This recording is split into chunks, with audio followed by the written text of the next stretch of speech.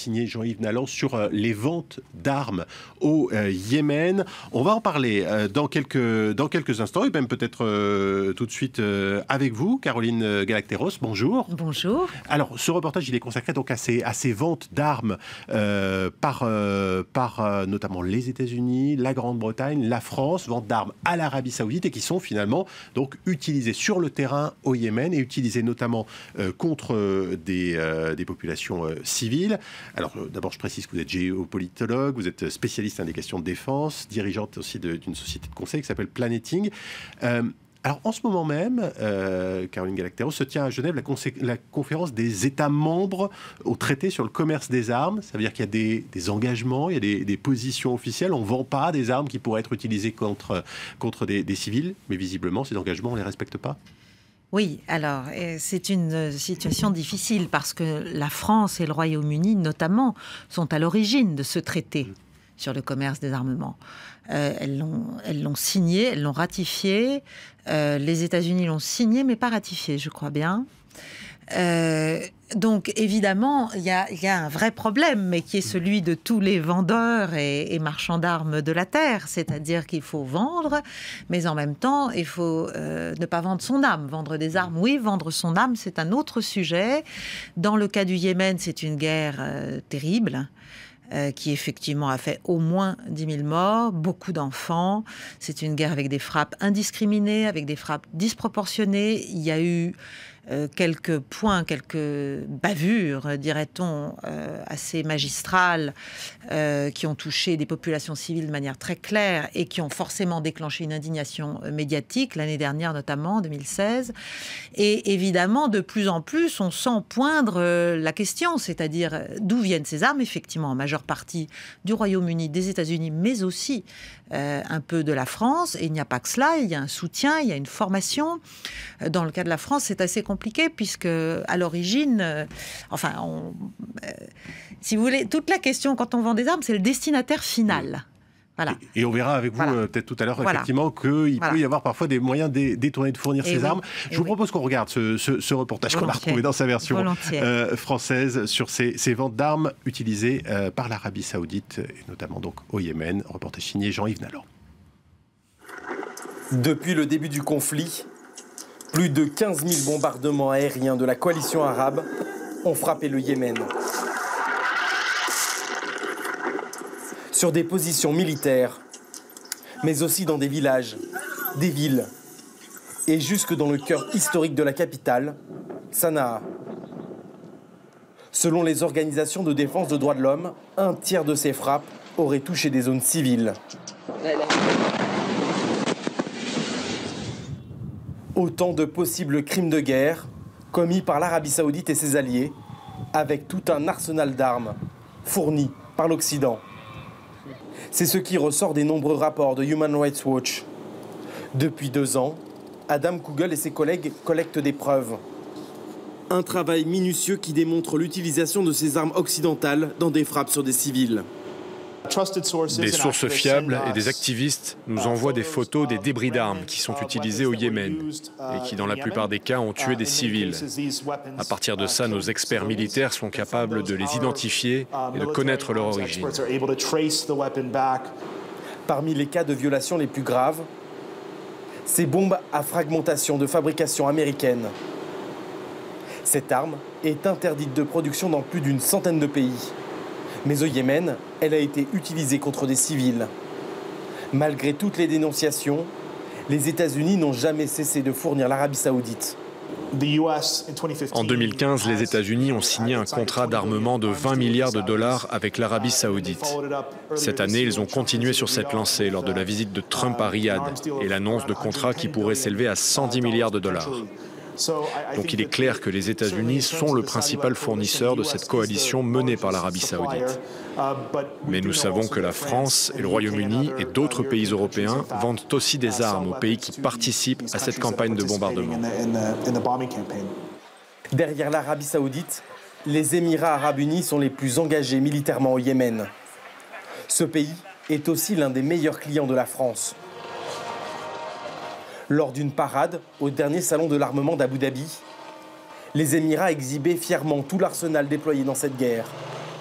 Notamment les chars Leclerc, qui se retrouvent engagés au Yémen pour la première fois de leur histoire dans des combats. Mais aussi des hélicoptères comme les Panthères, ou encore ce ravitailleur Airbus A330, escorté par des Mirage 2000, fabriqués par Dassault.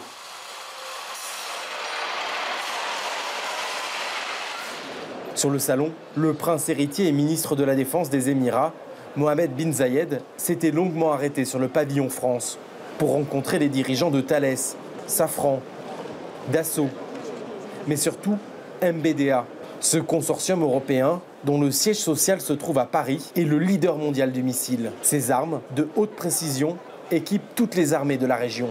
Ce jour-là, c'est un tout nouveau système anti-char qui intéresse l'armée émirienne. Ok, shoot. La tête du missile est équipée d'une caméra qui permet de voir et corriger la trajectoire jusqu'au dernier moment. C'est très bien. C'est nouveau et c'est mieux que les anciennes versions, car son utilisation est beaucoup plus sûre. Ces armes risquent d'être utilisées au Yémen. Mais pour ce responsable de MBDA, son entreprise ne fait que respecter les choix d'alliance de la France, dont les pays du Golfe sont les principaux clients. Nous sommes le bras armé industriel de la France. Donc, lorsque la France a une relation géopolitique extrêmement forte, ce qui est le cas aujourd'hui avec les pays de la région, la France nous autorise par une commission à exporter ou pas tel ou tel équipement. Et donc aujourd'hui, tant aux Émirats arabes unis qu'à certains pays de la région, on est autorisé à proposer le meilleur de notre technologie.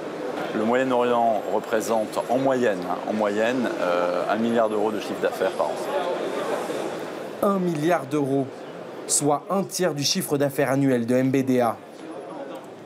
Et pourtant, selon les ONG, tous ces contrats devraient être considérés comme illégaux. Les organismes de défense des droits de l'homme rappellent régulièrement que la France et tous les pays de l'Union européenne ont signé un traité en 2014. Il interdit l'export d'armes vers des pays susceptibles de commettre des crimes de guerre, sans succès. Caroline Galacteros, vous êtes toujours avec nous. On vient de regarder ce reportage. On va entendre notamment ce fabricant de missiles qui dit si on vend, c'est parce qu'on nous autorise à vendre. C'est vrai qu'on n'entend pas beaucoup les politiques répondre notamment à ces accusations des ONG. Alors le système français est assez clair. Il y a ce qu'on appelle des commissions d'exportation des matériels de guerre. Donc effectivement, les marchands, les fabricants d'armes françaises ne vendent pas comme ça. C'est tout un processus d'autorisation de l'État naturellement, qui leur permet de le faire. Après, on a un problème de politique étrangère qui est beaucoup plus large et lourd.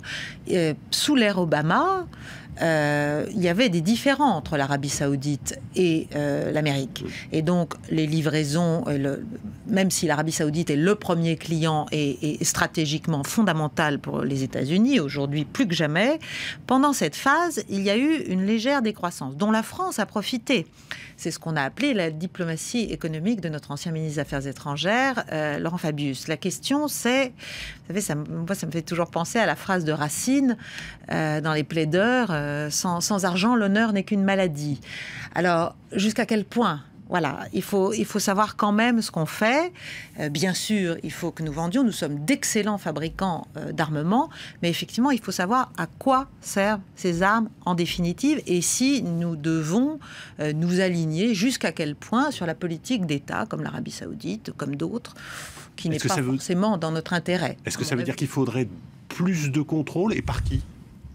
Le contrôle, il est gouvernemental. Donc, il faut simplement qu'au plus haut niveau, il y ait une politique étrangère et de défense très équilibrée, intelligente, et qu'on fasse attention. Dans le cas de l'Arabie Saoudite, on sait quand même qu'il y a eu un contrat qui était au départ destiné à équiper les forces libanaises, le contrat DONAS, dont on dit malgré tout qu'une majeure partie aurait finalement été détournée dès avant sa conclusion, dès l'origine. vers un usage propre à l'Arabie Saoudite. Donc là, il y a un problème de destinataire final, par exemple. Ce qui explique sans doute effectivement pourquoi ces engagements pris officiellement ne sont pas toujours respectés. Et oui, voilà. Merci beaucoup, Caroline Galacteros. Merci d'avoir été avec nous aujourd'hui sur France 24.